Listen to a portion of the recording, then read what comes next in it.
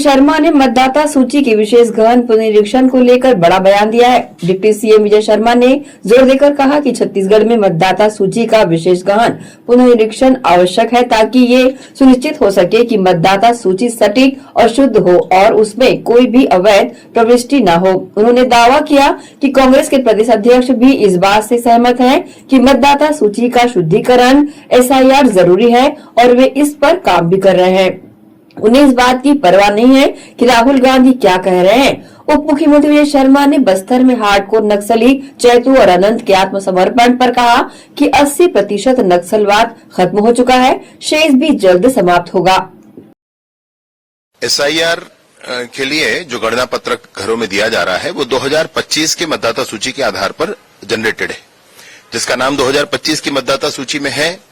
2003 के मतदाता सूची में वो बालिग होगा तो नहीं, परंतु उसके किसी परिवार के किसी सगे संबंधी का ब्लड रिलेशन का एक नाम 2003 में होना ही चाहिए, अवश्य होना चाहिए। और अगर नहीं है तो परीक्षण करना होगा, और अगर ऐसे लोग पकड़े जाएंगे तो फॉरेनर्स एक्ट है और ऐसे बहुत सारे जो प्रावधान है उनके अंतर्गत कानूनी कार्यवाही की ही जाएगी, जेल में डाले जाएंगे। ईयर का अर्थ ये है भाई कि 2025 में जिनके नाम है वो सब आ गए हैं।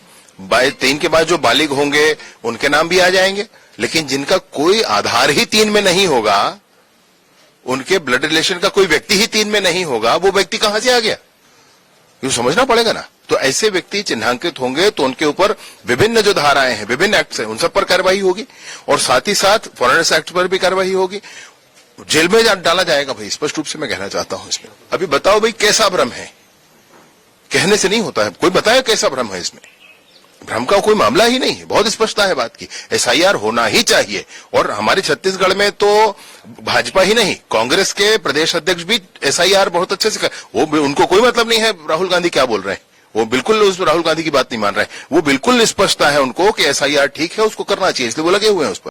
तेलंगाना के रहने वाले हैं चैतू, और इन्होंने बस्तर में पुनर्वास किया है।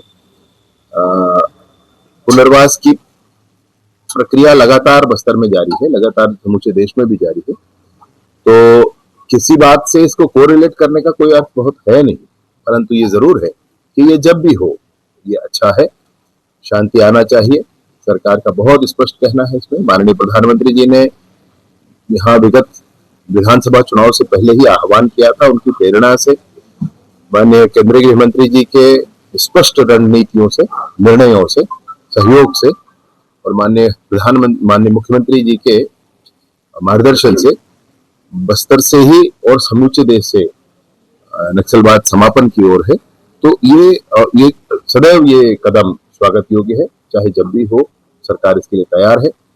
जो पुनर्वास नहीं करेंगे, जो फिर से हथियार उठाकर बात करेंगे, तो सशस्त्र बल के जवान पर्याप्त है उनसे इन सारी बातों को करने के लिए। अब तक जो क्षेत्रों जैसे उन्होंने ये भी कहा कि अगली बार नक्सल मुक्त भारत के बाद ही कॉन्फ्रेंस।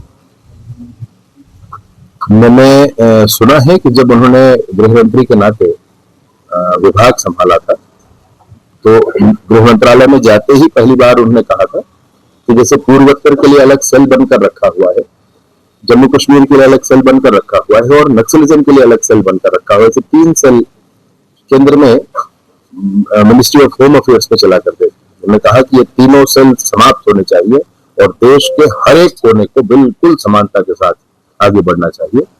आप बिल्कुल देख रहे हैं इस बात को कि जम्मू कश्मीर में वो स्थिति आ गई है। आप बिल्कुल देख रहे हैं कि नॉर्थ ईस्ट की इंसर्जेंसी लगभग समाप्त हो चुकी है और ऐसे ही नक्सलवाद यह भी लगभग समाप्त हो चुका है। बहुत पराक्रमी है, कैसे निर्णय करते हैं, कैसे इतने बड़े निर्णय लेने का साहस उनमें होता है और उस निर्णय को धरातल पर उतार लेने का सामर्थ्य उनमें है, ईश्वर कृपा है। सर GDP दर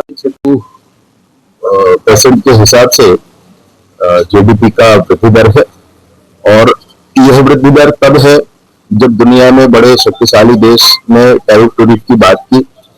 ये भारत है भाई, भारत के लोगों के मनोभाव, भारत के लोगों के सामर्थ्य, भारत के लोगों के पराक्रम, भारत के लोगों के परिश्रम के आगे ऐसी चीजें नहीं टिकती। समूची दुनिया देख रही है जो वृद्धि दर कोई और न पा सका वो भारत पा लेता है।